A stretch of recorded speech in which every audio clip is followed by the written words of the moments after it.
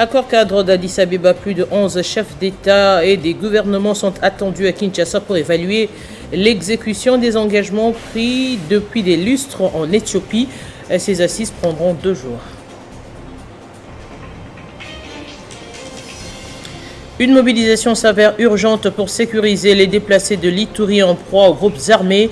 Déclaration de Jean-Pierre Lacroix, secrétaire général adjoint aux opérations de paix à son retour du site des déplacés de Ro en territoire de Djougou où plus de 65 000 personnes sont en situation humanitaire catastrophique.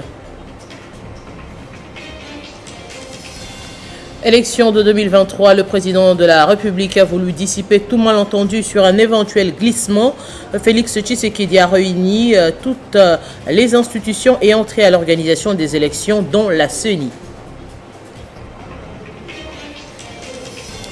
Crise en Ukraine, le président américain durcit le ton. Dans une allocution depuis la Maison-Blanche, Joe Biden a annoncé des sanctions visant la Russie, l'empêchant notamment de lever des fonds occidentaux pour rembourser sa dette souveraine. Cette mesure pourrait peser sur la valeur du rouble et renchérir le coût pour les consommateurs russes.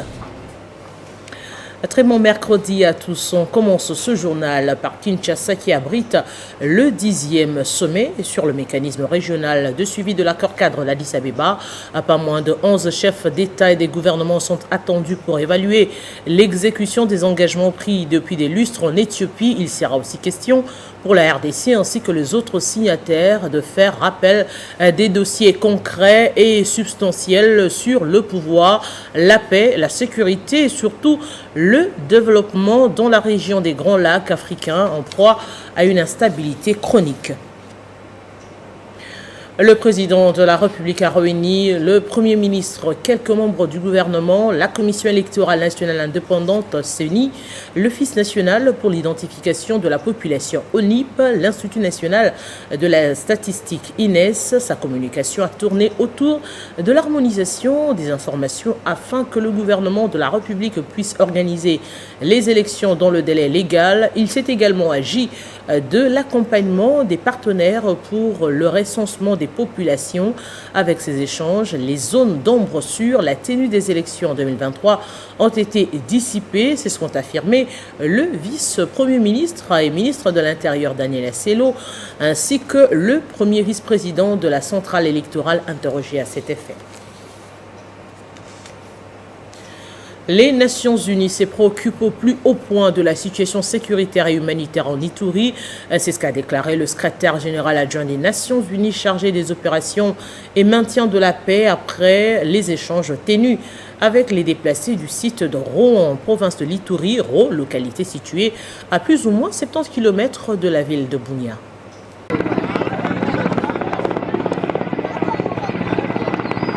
C'est aux environs des 15 heures locales que le secrétaire général adjoint des Nations Unies en charge des opérations et maintien de la paix est arrivé au site des déplacés d'Hérault à bord d'un hélicoptère de la MONUSCO. Venu palper du doigt la situation humanitaire et sécuritaire de l'Ituri, Jean-Pierre Lacroix, face à plus de 70 000 déplacés d'Hérault, s'est vite rendu compte de la gravité de la situation humanitaire et sécuritaire dans la région. Ainsi, il faut une mobilisation urgente pour le retour de la paix, a-t-il préconisé à l'issue d'un échange avec les déplacés. On l'a déjà dit qu'il n'y ait pas d'impunité et qu'à la fin des fins, des solutions vraiment durables puissent être trouvées pour que ces personnes puissent rentrer chez elles, parce que évidemment c'est ce qu'elles souhaitent. Donc voilà en quelques mots. Au ministre de la Défense, Gilbert Kabanda, faisant partie de la délégation conduite par Jean-Pierre Lacroix, de rassurer quant à la détermination du gouvernement congolais à restaurer la paix dans cette province. On ne peut pas venir pour laisser la situation statu quo. Si on vient, c'est pour qu'il y ait un changement. Nous sommes en train de préparer les troupes qui sont en train de s'entraîner pour cette chose. À ces jours, la province de l'Ituri compte plus d'1 700 000 déplacés qui vivent dans des conditions déplorables. Comme vous l'avez vu, la situation humanitaire demeure très alarmante en province de l'Ituri. Alors cette population meurtrie par l'insécurité n'attend que le retour effectif de la paix pour regagner leur village. C'est l'ultime espoir qui reste ici. Des sites d'Hérault, Sarah Mugissa, Télé 50.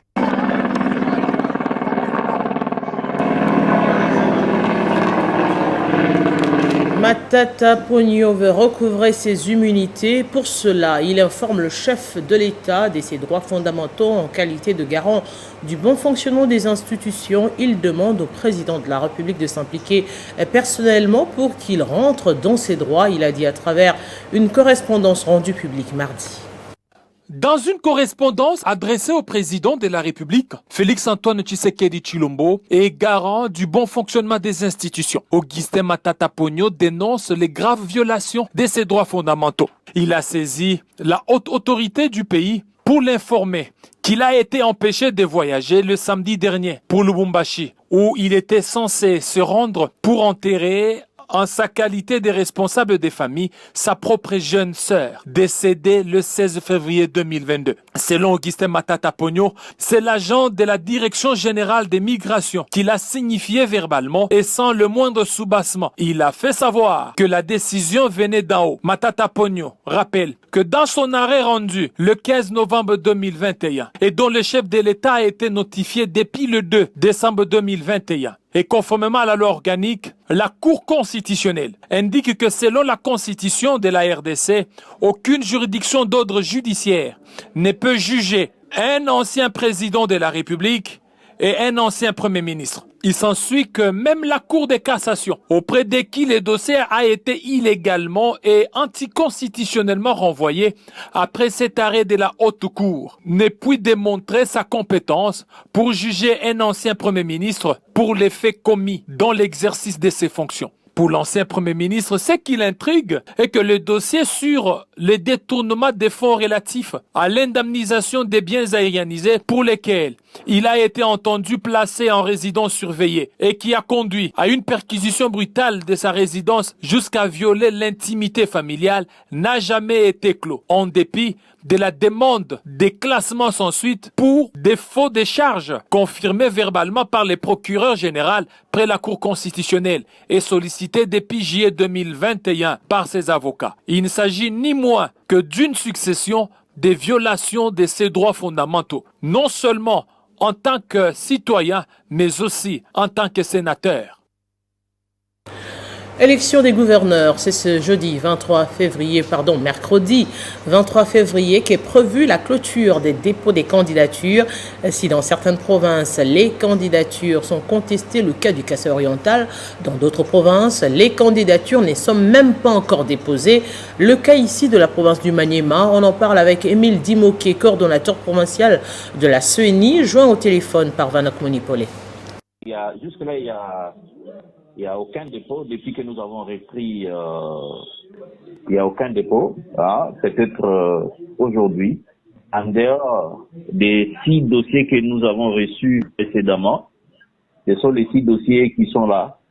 Et depuis que nous avons repris, aucun dossier déposé. Donc peut-être, espérons peut-être aujourd'hui, vers la fin de la journée, il y a des gens qui passeront déposer les dossiers. Mais il y a d'autres activités qui vont se dérouler à l'interne. Hein. Bon, retrait à jour, substitution, mais dépôt, non. Donc, dès qu'il est 16h30, nous allons fermer nos bureaux et la suite, ce serait le retrait à jour, substitution des dossiers. On est calme, on attend seulement les dossiers, hein, des dossiers de candidature, et jusqu'à 16h30. Aussitôt réhabilité par la Cour constitutionnelle, le gouverneur de la province du Sud Kivu, Ngwabi Kassi, est de nouveau sur une chaise éjectable. 26 députés provinciaux ont saisi le bureau de l'Assemblée provinciale pour solliciter l'organisation d'une session extraordinaire en toute urgence, ce qui aura pour ordre du jour notamment le contrôle parlementaire, la présentation et l'examen du rapport de la commission d'enquête parlementaire sur la gestion de la province allant du 25 novembre 2021 au 31 janvier 2022, une demande qui intervient quelques heures après le retour du gouverneur réhabilité qui toutefois fait face aux députés provinciaux qui continuent de l'accuser d'incompétence. À en croire leur correspondance, il sera aussi question de procéder au vote des édits et traiter sur l'insécurité grandissante dans la province du Sud Kivu. Et pendant ce temps, à l'Équateur, le gouverneur Boloko Bolumbu a accordé une audience au nouveau chef de division provinciale de la santé, le docteur Bienvenu Ikomo.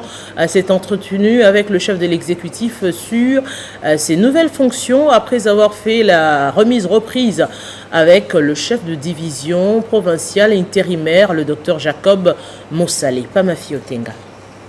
Tout nouveau chef de division provinciale de la santé Équateur s'appelle Dr Bienvenu Ikomo. Il remplace Dr José Mozembela, appelé à faire autre chose depuis 2019. Avant son avènement, le poste fut dirigé à titre intérimaire par Dr Richard Nzokolo et puis Dr Jacob Mossale. Après la remise aux reprises avec ce dernier, il a été reçu en audience par le gouverneur de province de l'Équateur, Boloko Bolumbu Bobo. Au sortir de celle-ci, Dr Bienvenu Ikomo s'est exprimé en ces termes. Merci beaucoup.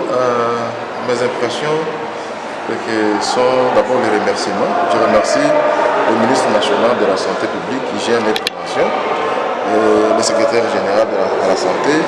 Et ici, je remercie le gouverneur de province pour la confiance placée en ma personne, me donnant cette grande responsabilité pour essayer de piloter la division provinciale de la santé de l'Équateur. Et je pense que cette confiance placée en modeste personne par les autorités, nous sommes dans l'obligation de faire un effort de collaborer avec les autres ainsi qu'avec les partenaires pour essayer de faire en sorte que la DPS de l'Équateur puisse avancer. L'arrivée de Bienvenu Ikomo à la tête de la division provinciale de la santé Équateur n'est pas passée inaperçue. Elle a été saluée par les agents de cette division qui aspirent en lui une ère nouvelle de changement. Revenons à Kinshasa où l'Union nationale de la presse du Congo a suspendu hier Jabsé Zegbia et Patrick Lokala, respectivement secrétaire général et vice-président de l'UNPC Kinshasa. La suspension de Patrick Lokala fait suite à un tweet au sujet d'un dossier en pleine instruction opposant la CNCS au journaliste Gauthier Sey, alors qu'au secrétariat général, il lui est reproché le manquement au devoir de solidarité envers le tribunal des pairs. Dans une déclaration ce mardi, le président de la commission de discipline de l'Union nationale de la presse du Congo, section Kinshasa, a précisé que Zegbia Wembulu a intentionnellement refusé de faire participer la dite commission aux états généraux de la communication et médias malgré la procuration et la demande persistante de François Kaboulou. Invité à comparaître au tribunal des pairs le 8 février dernier, l'accusé a brillé par son absence. Invité à comparaître, l'accusé a répondu devant le tribunal de pairs en date du 8 février 2022 par sa lettre numéro 06 par laquelle il avait mis en garde la commission, les ayant qualifiés des clubs d'amis, et quelques temps après avoir envoyé cette lettre, il a comparu personnellement. Après délibération, le tribunal des pairs a retenu les manquements liés au devoir de solidarité et d'outrage au tribunal. Le tribunal a reconnu coupable l'accusé et la majorité des membres du tribunal des pairs ont décidé de la condamnation de l'accusé à la peine de suspension de 6 mois. À l'endroit de Patrick Lokala, la commission de discipline estime que le vice-président de l'UNPC Kinshasa a violé les devoirs de réserve et de solidarité envers l'Union. Pour le tribunal, la confrontation des faits et des preuves à charge versées à son dossier établit la culpabilité de l'accusé, même s'il n'a pas voulu reconnaître les faits lui reprochés. Selon lui, son compte Twitter piraté et que sur Twitter, il opère sous le nom de Patrick Lokala Lokola, mais les comptes dont le tribunal fait allusion appartiennent à Patrick Lokala simplement. Après ces sanctions, Patrick Lokala et Zegbia Wembulu perdent leur mandat électif conformément à l'article 52 du statut particulier de la commission de discipline et d'éthique professionnelle. En dehors de Kinshasa, du pays et même du continent, Joe Biden a annoncé hier mardi une série de sanctions contre la Russie après la décision de Moscou de reconnaître les territoires séparatistes dans l'est de l'Ukraine. Les sanctions qui font suite à celles annoncées lundi 21 février par les États-Unis contre les régions séparatistes. C'est mardi 22 janvier, le président des États-Unis depuis la Maison-Blanche, Joe Biden, a annoncé la première tranche des sanctions visant la Russie, l'empêchant notamment de lever des fonds occidentaux pour rembourser sa dette souveraine. Moscou, par conséquent, ne peut plus lever d'argent à l'Ouest et il ne peut plus négocier sa nouvelle dette ni sur les marchés européens. C'est une précision du président américain. Cette mesure pourrait peser sur la valeur du rouble et renchérir le coût pour les consommateurs russes des produits importés. Les sanctions qui font suite à celles annoncées lundi 21 février par les États-Unis contre les régions séparatistes dont Vladimir Poutine a reconnu l'indépendance pour le porte-parole de la Maison-Blanche. Ces mesures doivent interdire tout nouvel investissement, échange ou financement par les personnes américaines à destination en provenance ou dans les régions pro-russes. Ces sanctions américaines, le Premier ministre canadien Justin Trudeau a annoncé lors d'un point de presse une série de mesures contre la Russie jusqu'à ce que l'intégrité territoriale de l'Ukraine soit rétablie.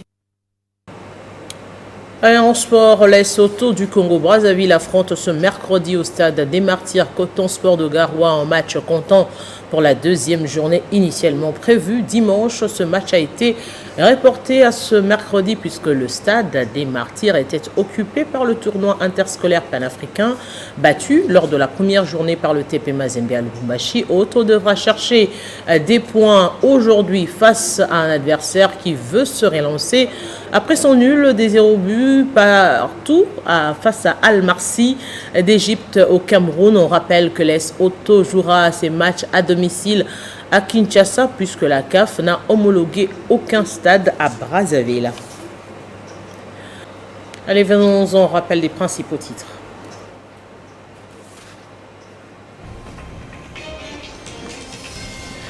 Accord cadre d'Addis Abeba, plus de 11 chefs d'État et des gouvernements sont attendus à Kinshasa pour évaluer l'exécution des engagements pris depuis des lustres en Éthiopie. Ces assises prendront 2 jours.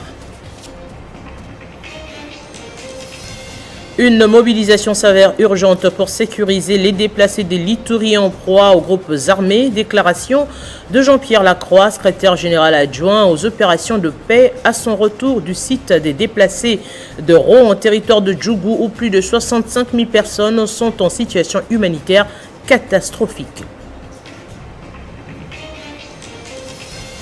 Élection de 2023, le président de la République a voulu dissiper tout malentendu sur un éventuel glissement. Félix Tshisekedi a réuni toutes les institutions et entré à l'organisation des élections, dont la CENI.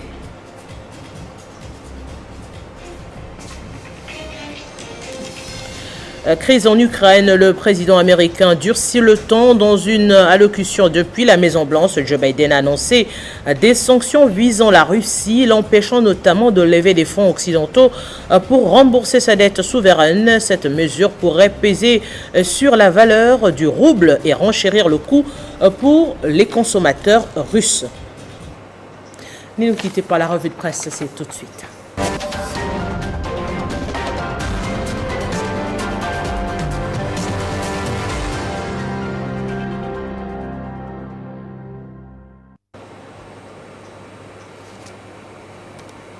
Jenny Kayembe pour les titres des journaux parus ce mercredi, mais aussi la presse en ligne. Bienvenue Jenny Kayembe. Merci Arlette Boutella, bonjour à tous. Alors en RDC présidentielle de 2023, pour le gouvernement, il n'y a aucune raison pour un quelconque glissement. Oui, le gouvernement rassure, alors que certains prophétisent déjà sur un prétendu glissement. Est-ce par crainte? On ne sait pas. Plusieurs journaux ici parus ce matin dans la capitale abordent ces sujets dans plusieurs angles. D'abord, la prospérité qui écrit « Élection de 2023 ». Félix Tshisekedi et les parties prenantes s'en tiennent au respect du délai constitutionnel. D'après la consoeur, en dépit des doutes qui s'installent dans la classe politique congolaise, le chef de l'État reste déterminé à organiser les élections. À ce jour, il a débuté des réunions avec les parties prenantes sur la tenue des élections prochaines, à lire dans ce journal. Comme nous parlons des élections à ces sujets, justement, Arlette Boutella au Capu News note enjeu politique de l'heure. 4 membres du gouvernement issus d'ensemble lâchent Katumbi et promettent de soutenir Tshisekedi en 2023. Le premier à prendre position, c'est Séraphine Kiluba, vice-ministre à la Défense nationale. Malgré les retraits de son président national Deli Sisanga de l'Union sacrée de la Nation, cette dernière est restée attachée au président Tulombo. Le 10e, c'est le ministre des Affaires sociales Modeste Mutinga qui reste convaincu qu'avec le chef de l'État, la République démocratique du Congo connaîtra justement une embellie spectaculaire en Afrique et à travers le monde. Le 3e, c'est les VPM des Affaires étrangères qui dit que le bilan du chef de l'État est son bilan. Et le dernier, c'est le ministre de l'Enseignement supérieur et universitaire qui serait déjà parti. Selon des sources proches des Katumbi, affirme les sites. Rappelons que nous sommes déjà à l'année préélectorale. Entre-temps, les départs sont signalés dans tous les sens. À l'Union sacrée, il y a aussi Jean-Marc Abound qui continue de faire parler de lui. Il ouvre ainsi une nouvelle page dans l'histoire. Contre toute attaque, l'homme a décidé de quitter le groupe WhatsApp, des députés membres de l'Union sacrée et de son ancienne famille politique, rapporte au capunews.net, juste après qu'il ait reçu l'autorisation de quitter le pays pour des soins de santé appropriés en Grande-Bretagne. Et en parlant justement de l'autorisation des sorties au pays, ce média en ligne revient également sur l'affaire Augustin Matata Ponyo qui jusque-là continue de dénoncer des violations de ses droits fondamentaux en tant que sénateur. L'homme à la cravate rouge sollicite l'implication personnelle du chef de l'État pour qu'il recouvre ses immunités parlementaires et la liberté de mouvement, comme ce fut le cas pour Vital Kamere et Jean-Marc Abound. Eh bien, en attendant les élections, les alliances vont se faire et se défaire, ça c'est sûr. Tout à fait. Alors, crise politique en Ukraine, la tension s'intensifie. Effectivement, d'un côté, le président russe affirme que les intérêts de son pays ne sont pas négociables et de l'autre côté, l'Ukraine annonce la mobilisation de ses réservistes et exige à ses compatriotes à quitter le sol russe.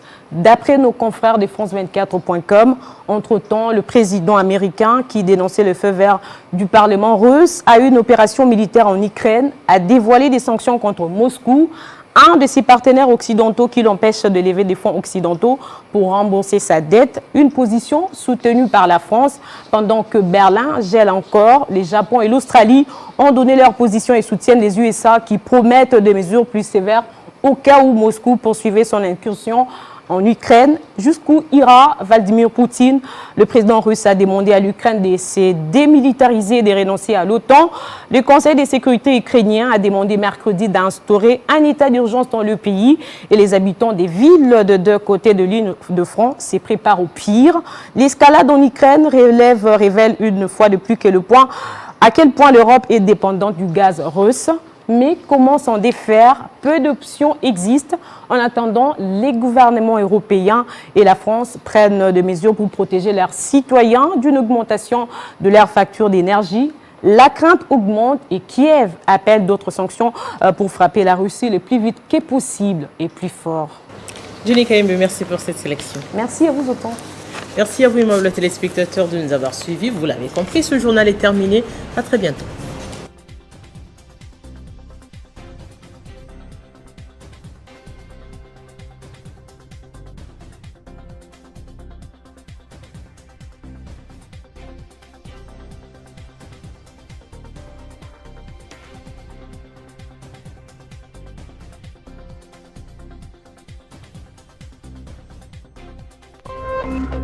Téléchargez les infos Télé 50 sur www.télé50.cd.